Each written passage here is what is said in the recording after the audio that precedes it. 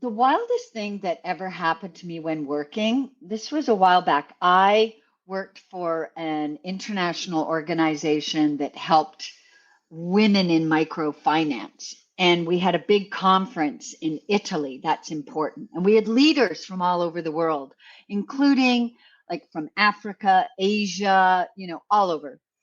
And there's something important you should know. In most parts of the world, a lot of people don't drink alcohol, right? It's either against their religion or this or that.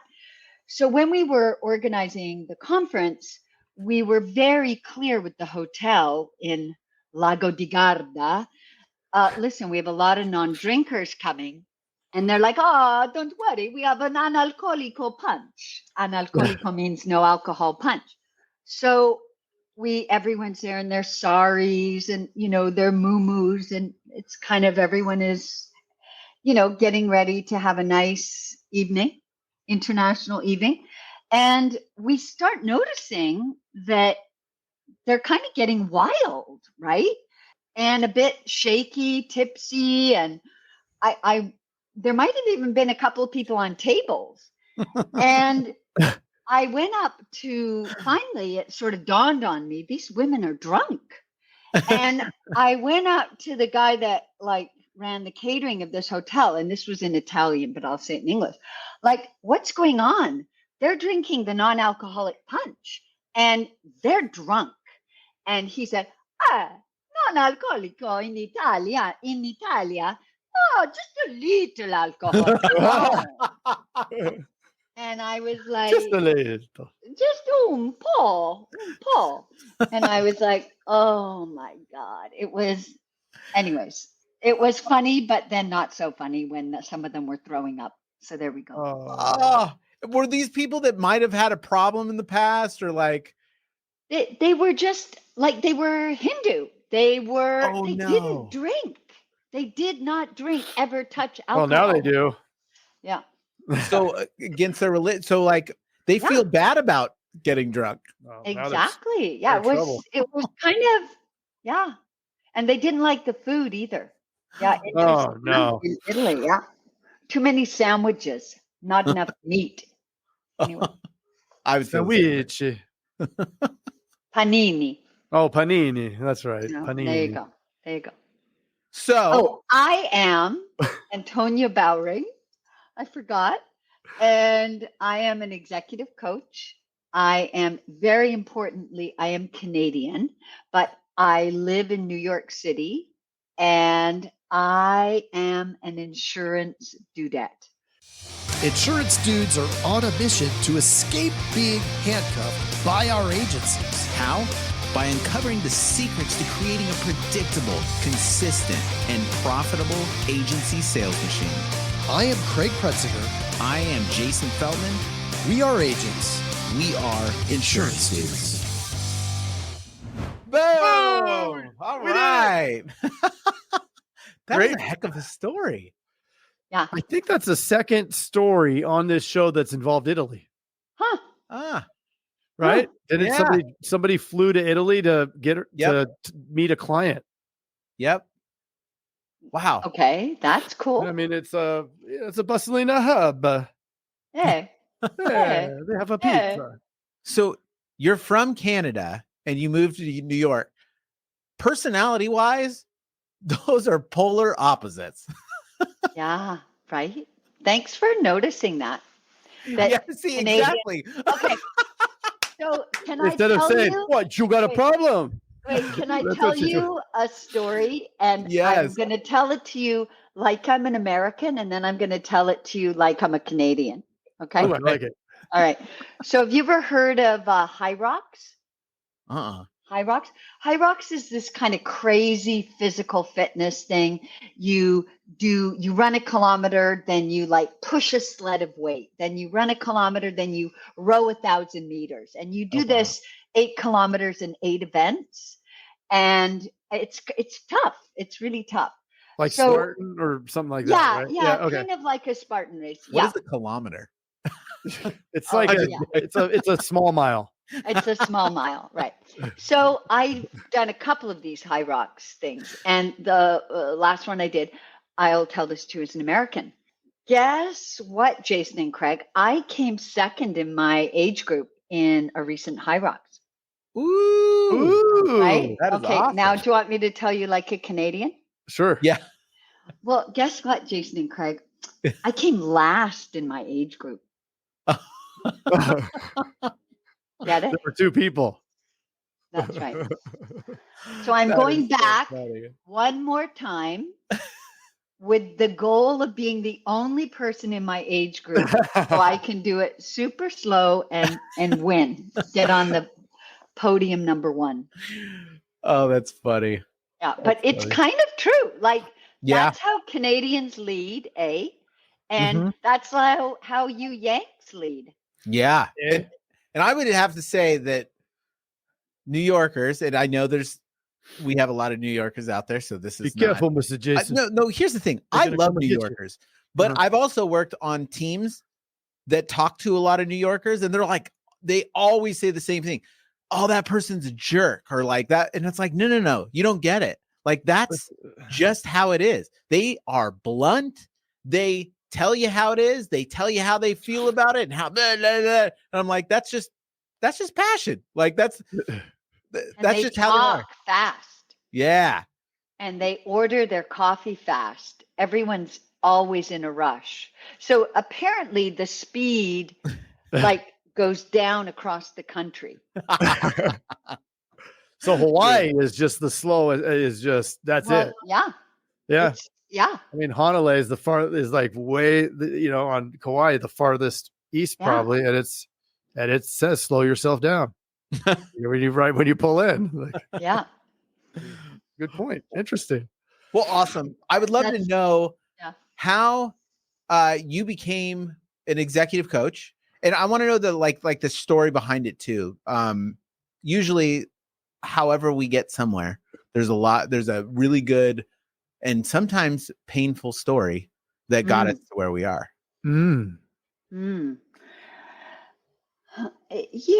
mine wasn't super painful, but I will say that this is what I was born to do, but it took me a long time to figure that out.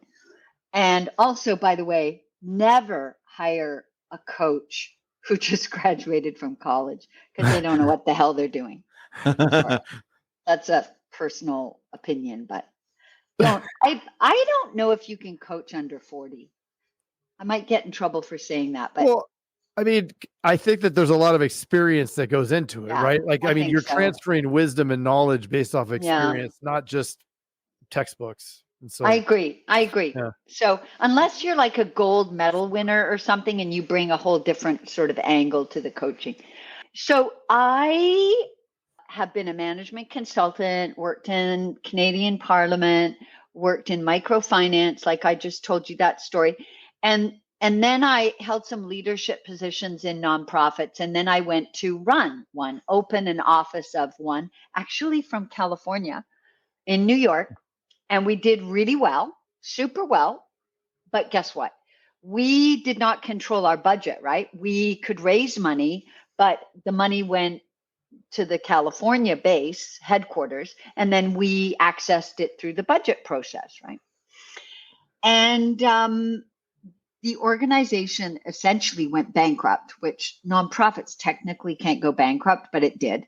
And so we had worked really hard and we'd done really well.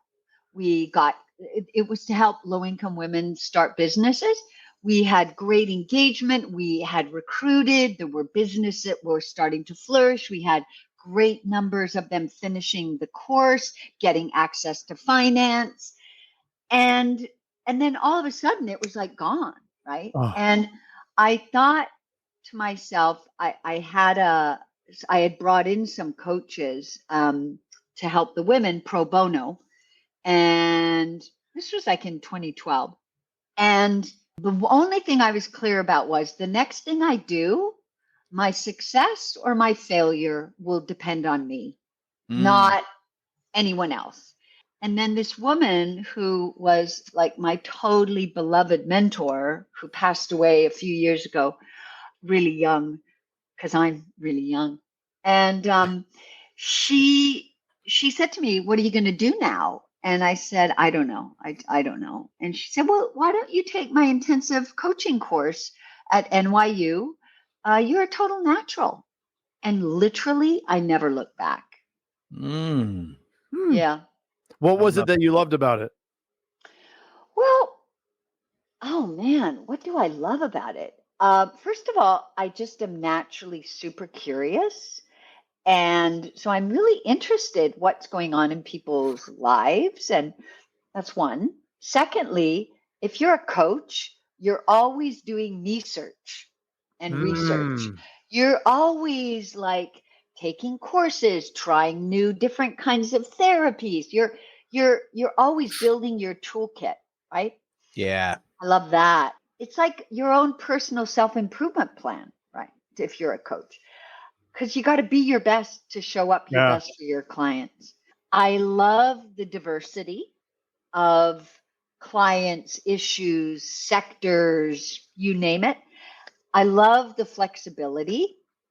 And one of my core values is in service of, and right now, the way that value is activated is I am in service of helping my clients to thrive and flourish. Love it. Are you an Enneagram 5? Do you know? You know what? I don't.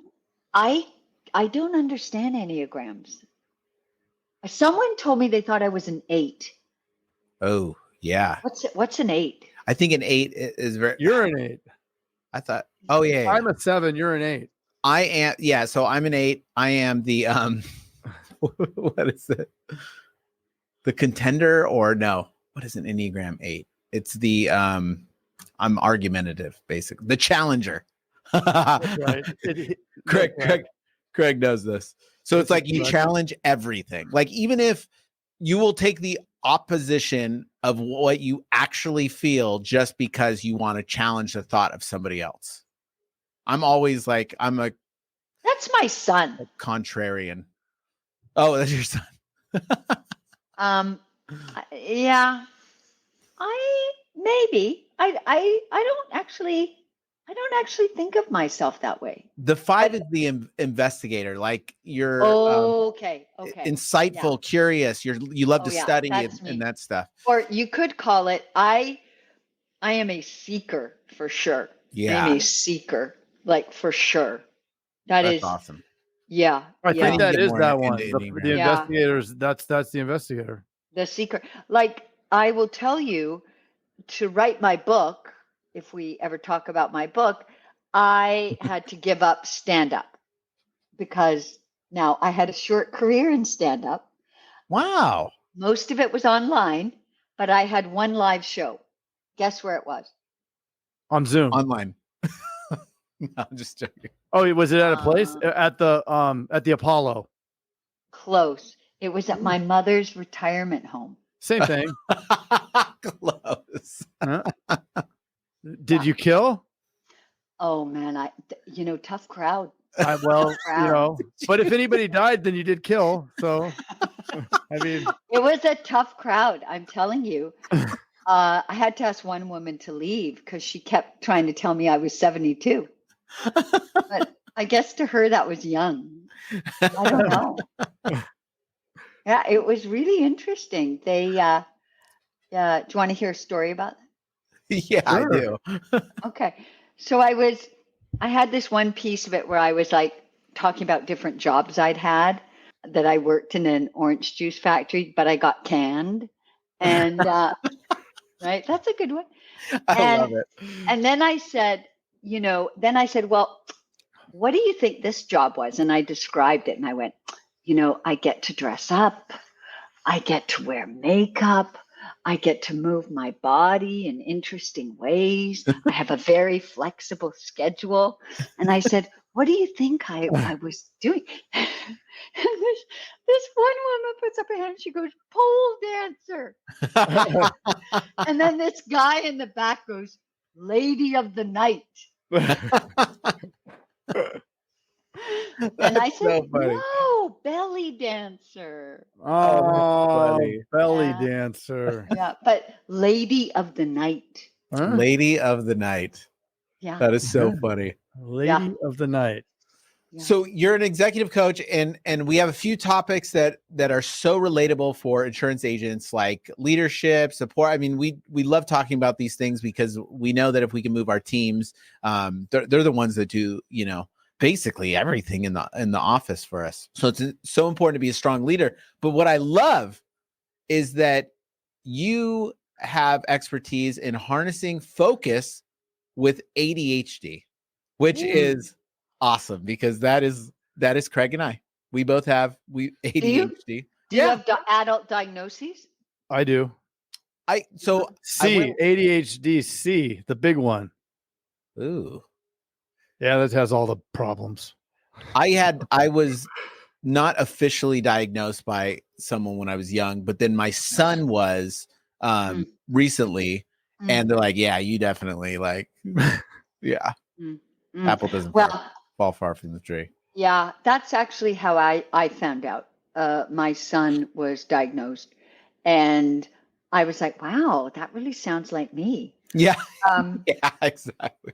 I will say this is like a little plug for my vanity project.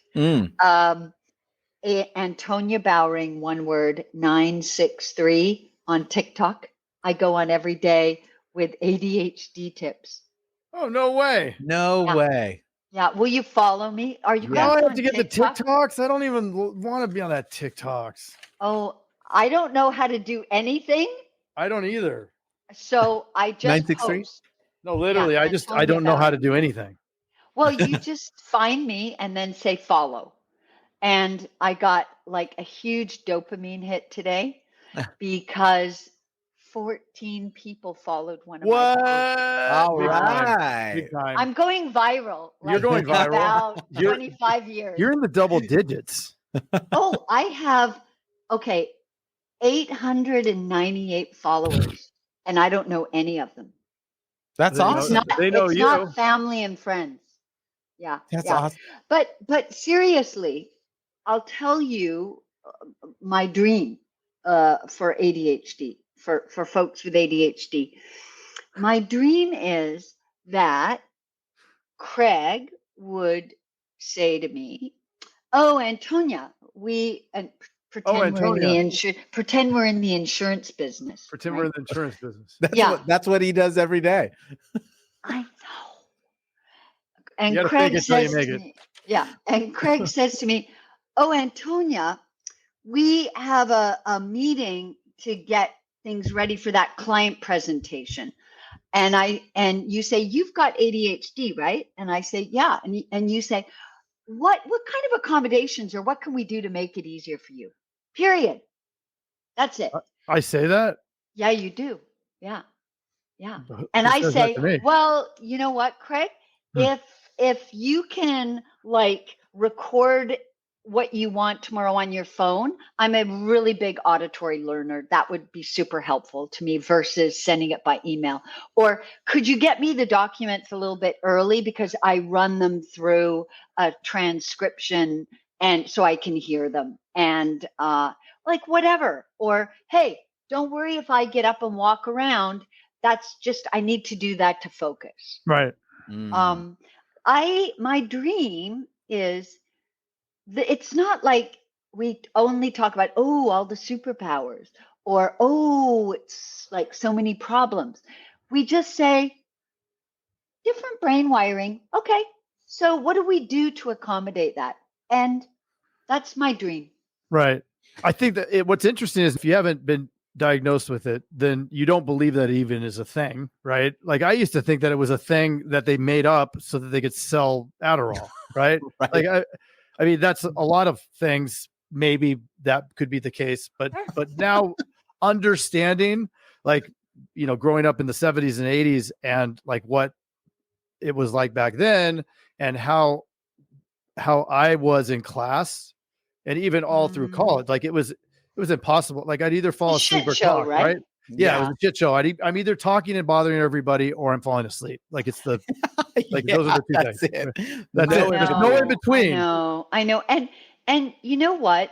First of all, I will never forget in 4th grade, I loved my teacher, Sister Marjorie Fletcher. And on the last day of class, somebody brought her flowers and I knocked them. I was so excited. Of I course. knocked the vase all over her like attendance book. And Oh, and she, I will never forget like the way she looked at me like, really? oh, Really? And not to oversell this, but there is a huge amount of shame oh yeah. with not Antonia, like, why are you always looking at other people? I'm talking to you. Right. Okay. I'm not trying to look at other people, but I can't look at you. Right. 100%. It's my brain. 100%. And now what would I say to you, Jason? I'd say, Jason, I really want to focus, but I have ADHD. Can we go sit in that corner so I'm looking at you in the wall, and then you will have my undivided attention? Yeah, that's 100% true. If there's anything in the background, if there's a butterfly, it's like, yeah, Too much. it's so funny. That is so wild, because you know what I do at the restaurant? I always take the seat with my back to the wall, and then I see all the chaos happening, right? Which is And then awesome. I can't focus, but I can't focus on the conversation. That's the problem. Like, we were just my wife and I were in Portugal. We were in this back room of this restaurant, and it was like they must have put us in the room that had all the kids, like it was the babysitting room. It was insane, like the most craziness going on in the background. And she was talking, and I'm talking to her, and I just, at one point I said, do you have any idea the kind of shit show that's happening behind you right now? And she's like, no, what are you talking about? And she looked, she goes, I don't know. I go, yo, there's like babies screaming their throat. Like, it was crazy. And yeah, this has really gone on. That's because it's like, isn't ADHD like a mild form of autism? Like No. you're No. like, No. not even a tiny bit. No. It's auditory, visual. It's oh my God. What is it called? Asperger's. Oh my God, what does ADHD? Attention deficit. Oh my God, I say these words every day. Attention deficit disorder. And what it really is about is, and I am not a neuroscientist, and so please, if I get any of this a little bit off, it's they're saying you have lower levels of dopamine. Yep. So you are like, you're always looking for, I love this language, bright, shiny objects. Yeah. I'm always like, ooh, that's a new idea. Ooh, that's interesting. Ooh, and then, but it shows up differently in a lot of people. Like what Craig just said, that he could either be causing havoc or falling asleep, right? That's the challenge. And to make it even more challenging, because it shows up so differently, women tend to be underdiagnosed. The statistics are pretty interesting, but I can't remember them. That It's because you have ADHD. Yeah, women tend to be inattentive versus hyperactive. So they look dreamy looking out the window, but it's ADHD. And there's a huge coexistence. I don't like the word comorbidity. Coexistence with anxiety, depression, addiction. It's like, where's that next dopamine hit coming from, right? Yep. And Craig and I in the past both struggled with alcohol, and we both me too. Yeah, we both don't drink anymore. Neither Haven't do I. for a long time. That's so awesome. I struggled with drugs a lot in my past as well, and just like let's not go there. Yeah. Well, you know what? It's funny. It's I don't feel shame about. I mean, I guess I should feel shame about it. No. But should not. Well, I'm saying like if somebody's listening to this, you would think, right? But like it's to me, it was a incredible learning lesson. I'm so glad I like to be able to go through stuff like that, like some stuff that brought a lot of pain, and then to be able to get past it is pretty phenomenal. And then you're so grateful that you're not on the other side. And huge, like I don't drink now either. And that's awesome. I kind of quit drinking and got my diagnosis around the same time. And I want to just say to anyone out there who may have been my client when I drank, I always showed up like ready to do work and be focused and be there. And I show up as a better me now, you Yes. know, and Yep. I was good. Now I'm great. That was an American answer, not Canadian. Well, and I think that there's the alcohol and or whatever is trying to like maybe replace or comfort the shame that came with, you know, over and over. Why are you doing it that way? Why are you doing it that way? Why are you doing, you know, like just being hammered that we're doing it the wrong way because it wasn't and it's understood. dopamine, Right. Yeah. Yeah. Plus the dopamine. That the anticipation of that hit, right? Yeah. Right. I think it was more fun to drive to the bar than it was actually being at the bar. Right. 100%. Yeah. And it's funny too, because like I think that's why a lot of people will, like, I know for me, I would be able to show up and do things well because I was stimulated when I showed up and did things well. Like I knew, like if I was playing music at the time, like I had a lot to do. And then it's like the drinking kind of numbed out the hamster wheel in my head, which felt good, right? It's fun to numb it out, but you can also numb it out too by like actually doing productive things, by working out, by read, like, you know what I mean? Getting interested in stuff, like researching stuff, like. Yeah.